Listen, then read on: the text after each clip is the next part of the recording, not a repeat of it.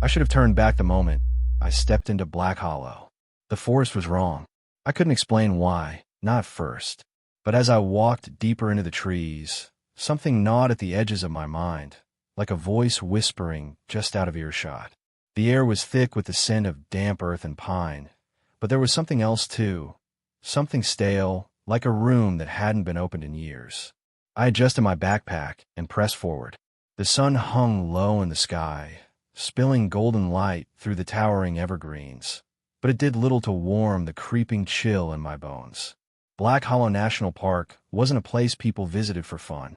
It was a place where hikers went missing, where search parties found empty tents and unfinished meals, but no bodies, where compasses spun aimlessly and GPS signals failed without reason. That was exactly why I was here. I had spent years writing about unsolved mysteries, vanishing towns, ghost ships, lost hikers. The cases fascinated me, and more than that, they sold well. People loved a good mystery, and Black Hollow had plenty to offer. According to local reports, the disappearances followed a pattern. Hikers would enter the deeper trails, only to leave behind their belongings in perfect condition. Backpacks zipped, food untouched, clothes neatly folded inside abandoned tents. But the people were never found. No bodies, no tracks leading away, just silence. The locals had theories. Some blamed wild animals. Others whispered about cults hiding in the woods. But the most unsettling explanation was the legend of the Watcher in the woods. A tall figure, featureless, standing among the trees, always watching. I didn't believe in legends, but I believed in patterns, and something about this place fell off. The first sign was the silence. I had been hiking for nearly 2 hours, yet I hadn't heard a single bird, no rustling of small animals, nothing, just the sound of my own footsteps crunching against the fallen leaves.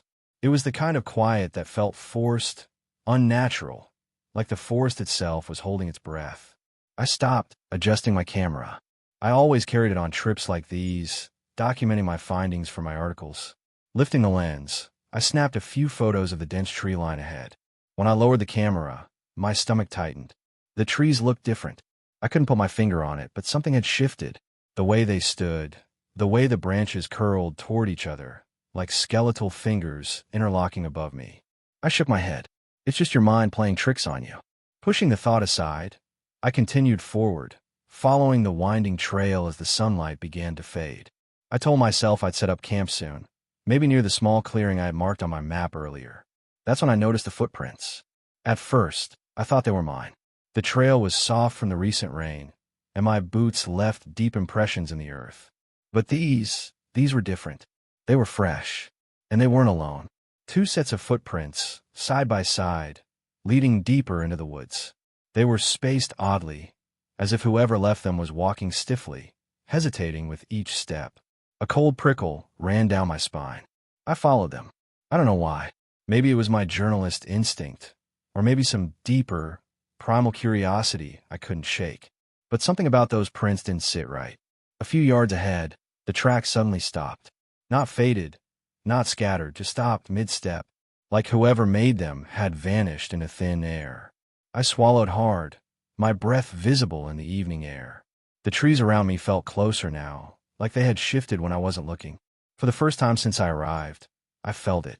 The weight of something unseen, pressing down on me. Watching. I had been hiking for hours, my boots crunching against the damp forest floor, the scent of pine thick in the air.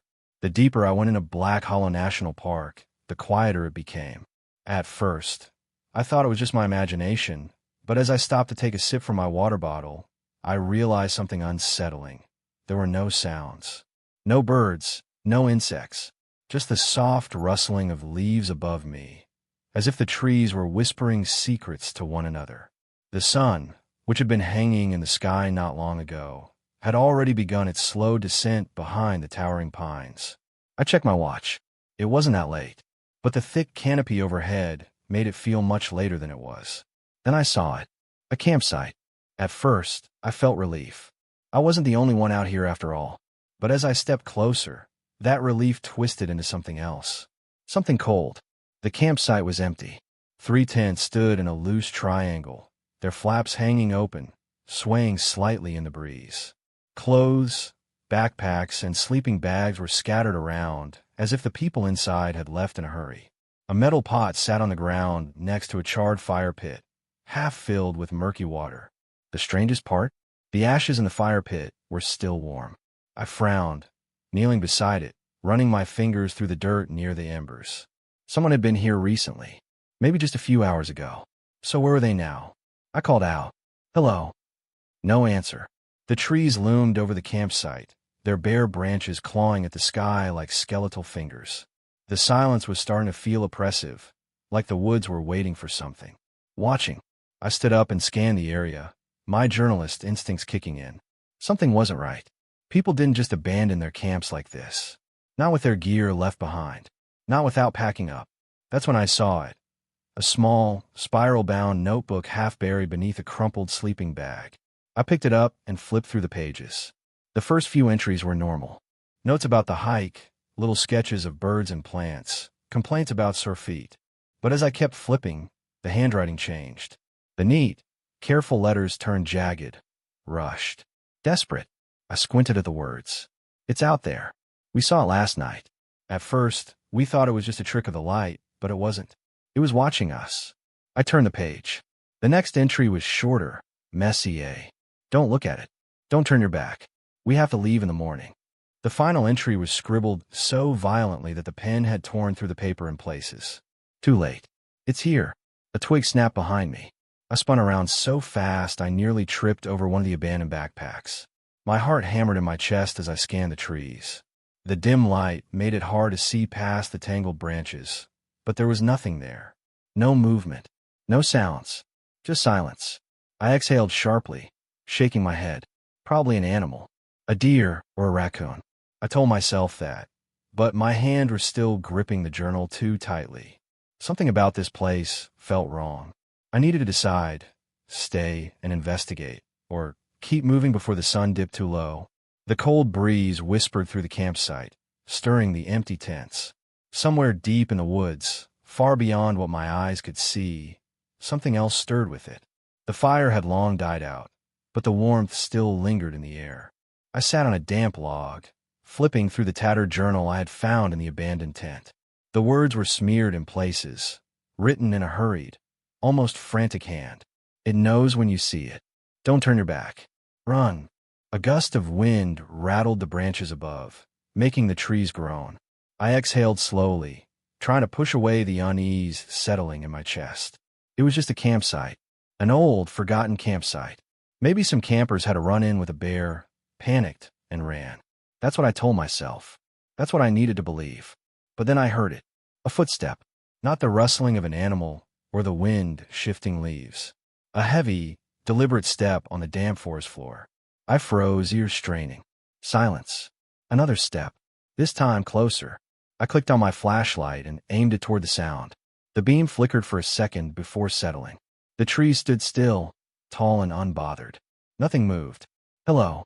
My voice sounded thin in the open air, swallowed by the dark. No answer. I scanned the trees, my pulse quickening. Maybe it was just another hiker. Someone lost, like me. But why wouldn't they say anything? The wind picked up again, rustling the canopy. My flashlight beam swayed as I moved it across the trees. That's when I saw him. A man, half hidden in the shadows. He stood just beyond the reach of my light, his figure barely visible against the dark. His clothes were ragged, his face obscured by the low-hanging branches. I gripped the flashlight tighter. "Who are you?" No response. He took a slow step forward, his boots sinking into the damp earth. The closer he got, the more details came into view. He had a thick, unkempt beard, his skin weathered and dirty. His eyes were wild, flicking between me and the ruined campsite. "You shouldn't be here," he muttered. His voice was low, almost drowned out by the wind. My throat tightened. "Who are you?" I asked again. He ignored the question. His eyes darted past me, into the trees behind my shoulder. "Did you see it?" "See what?" He stepped closer, and I instinctively took a step back. His breath smelled of damp earth and something metallic like rust. His voice dropped to a whisper. "You looked, didn't you?" I had no idea what he meant, but something in his tone sent a chill through me. He wasn't just some lost hiker. He was scared. I swallowed. Look, I don't know what you're talking about. I found this campsite, and You found their camp, he interrupted. That's why it saw you. My stomach nodded. Ooh, his lips barely moved. The thing in the woods. A branch snapped in the distance. We both turned toward the sound. The wind had died down, leaving only an unsettling silence in its place. The forest, once alive with distant noises, had gone still. No rustling leaves. No chirping insects. Just the sound of my own breathing. I turned back to the man, but he was already backing away, his eyes wide. It's watching. A sharp, metallic scent hit my nose. I hadn't noticed it before, but now it was overwhelming, like old blood soaked into the soil. The man's gaze locked onto mine. You need to leave, he whispered. Now.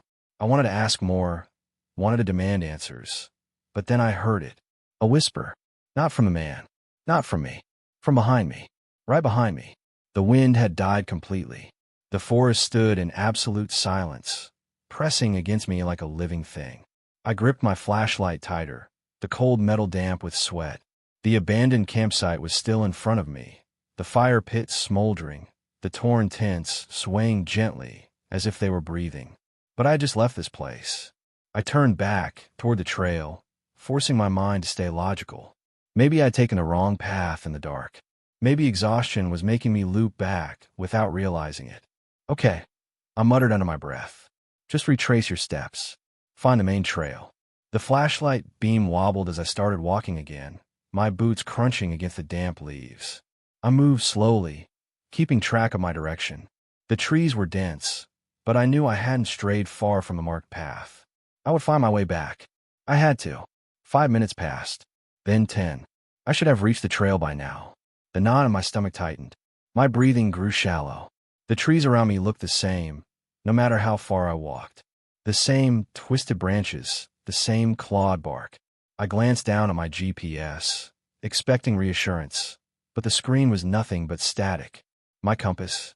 The needle spun wildly, useless. A rustling sound came from behind me. I froze. The hair on the back of my neck stood up. Slowly I turned. The abandoned campsite was there, exactly as I'd left it. The fire pit still smoldering. The torn tents still swaying. A heavy weight pressed against my chest.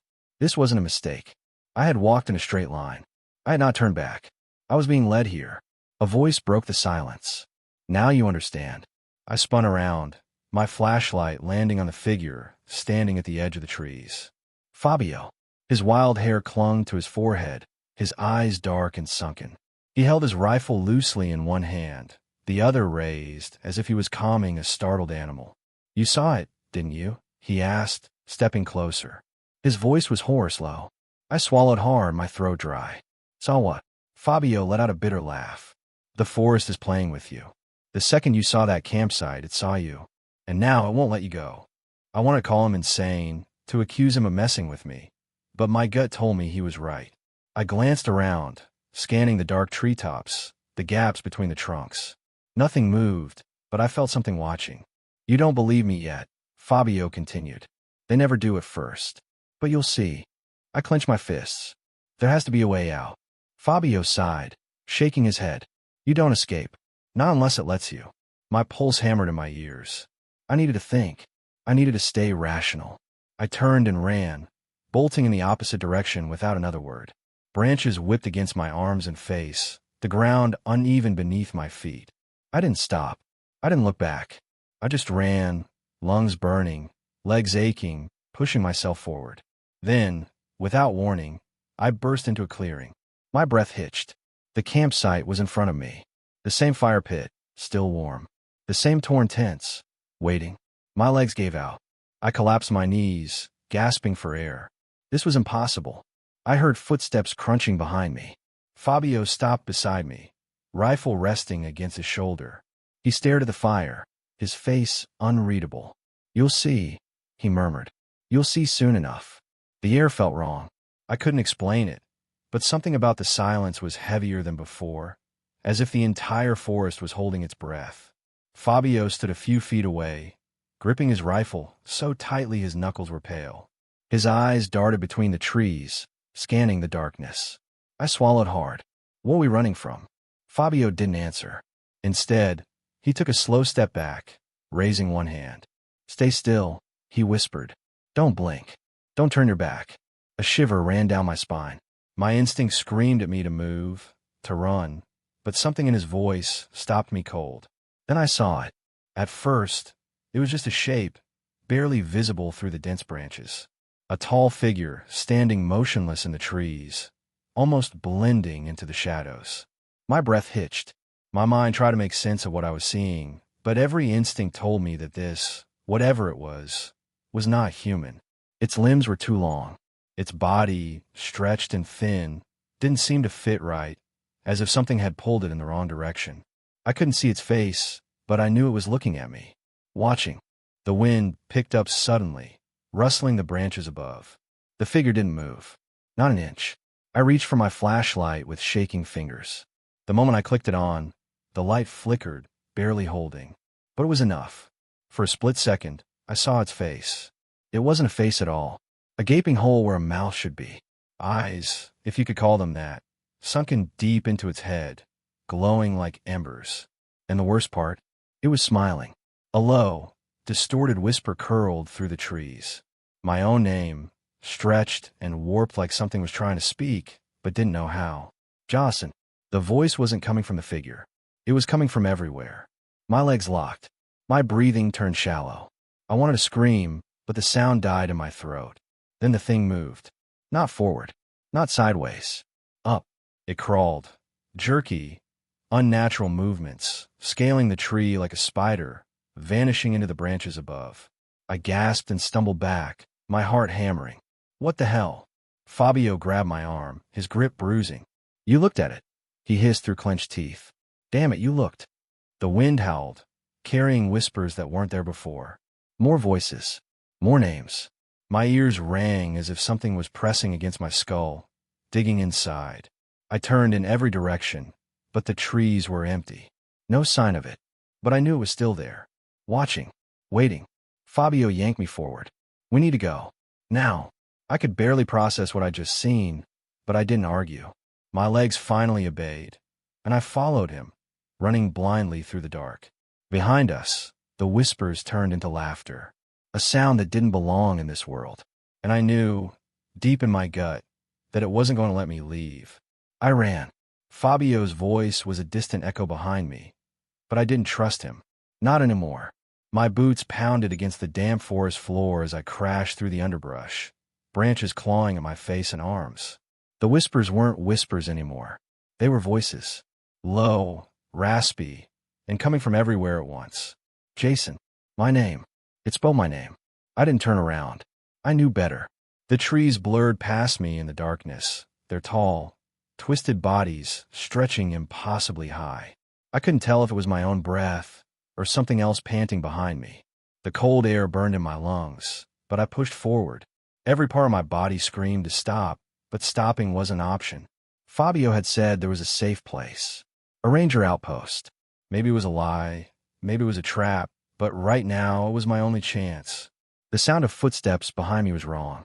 Too fast, too many. It wasn't just one thing chasing me. It was more. The path should have been ahead. I had memorized my route.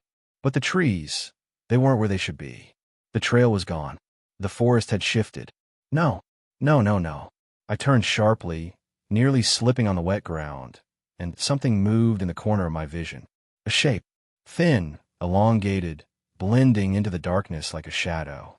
But shadows didn't breathe. It was close. A deep, guttural clicking sound echoed through the trees.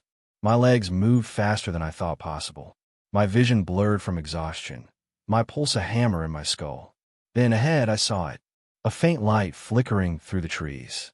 The outpost. I didn't think. I just ran. The cabin was old, weathered, its wooden walls barely standing.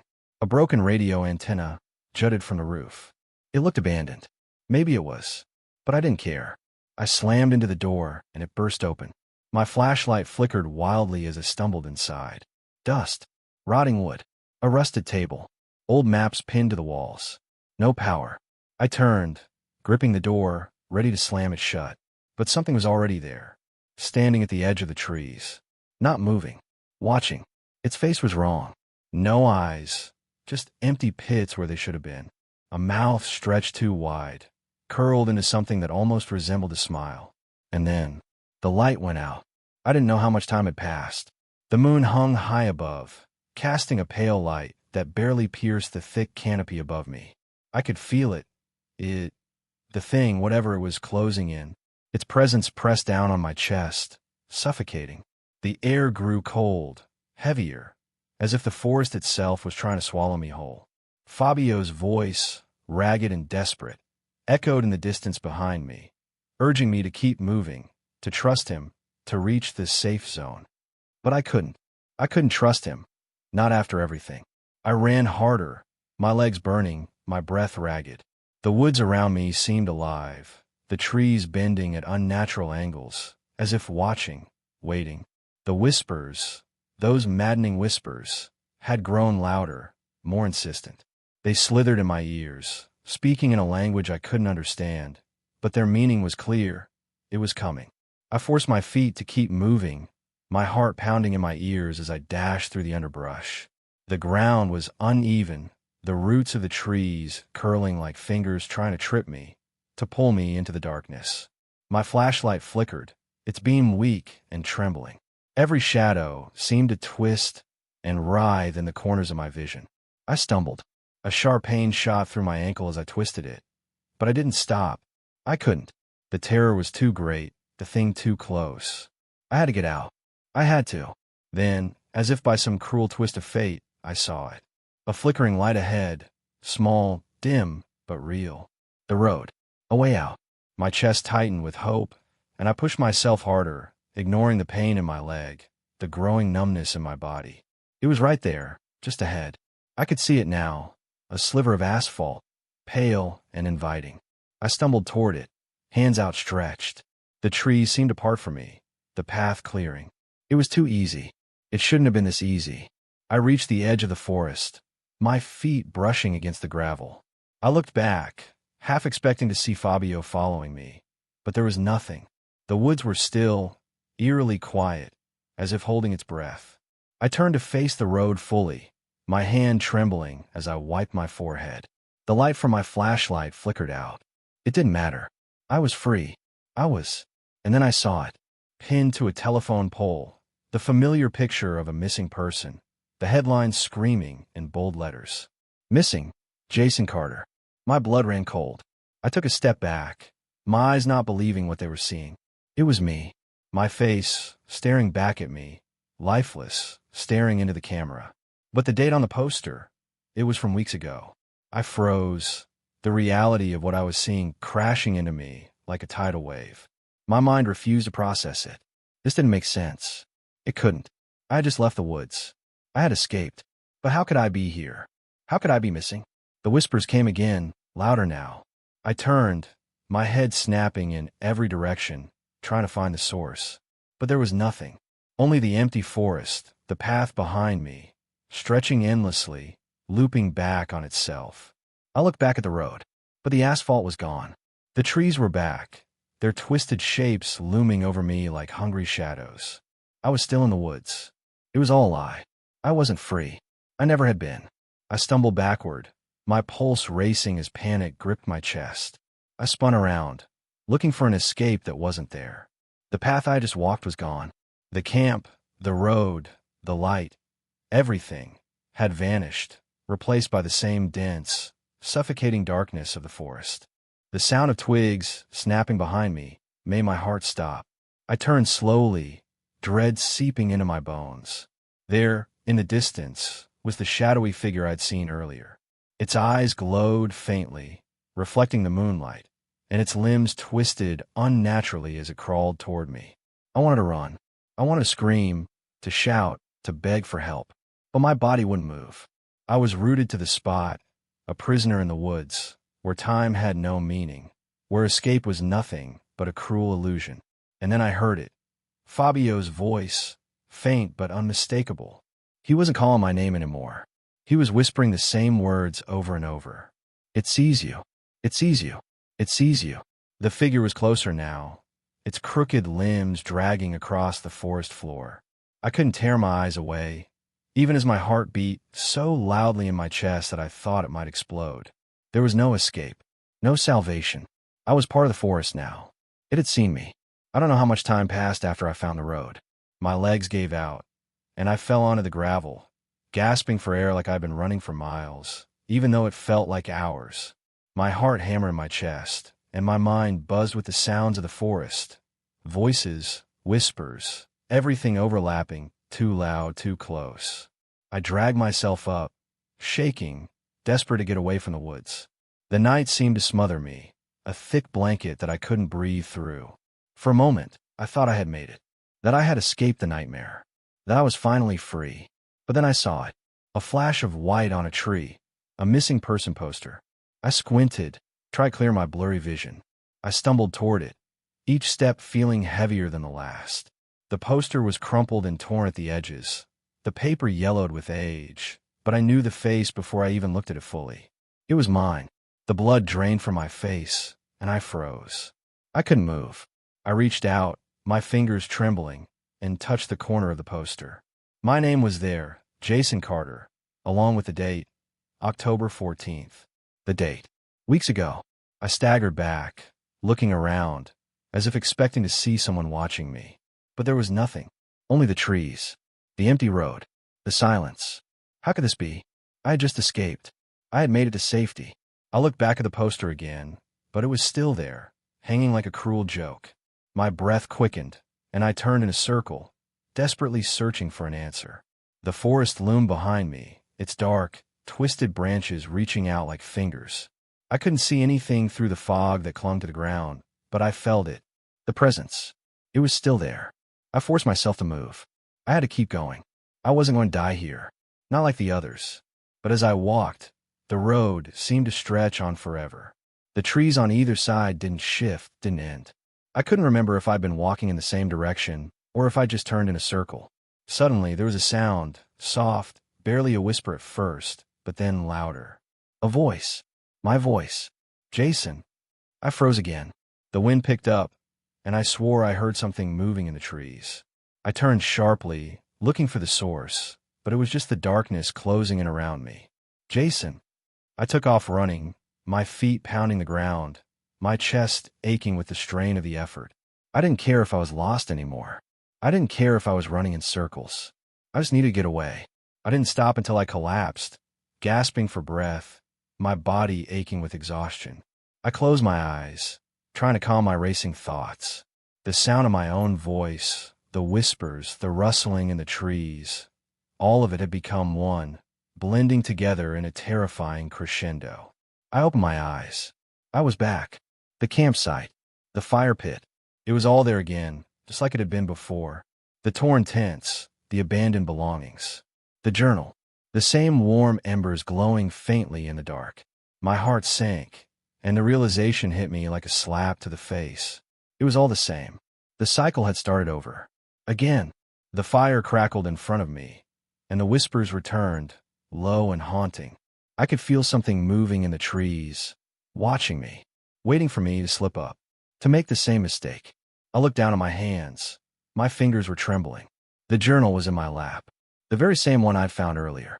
The words inside it, my words, written by someone who had been me, still fresh on the pages. It knows when you see it. Don't turn your back. Run, but don't leave the trail.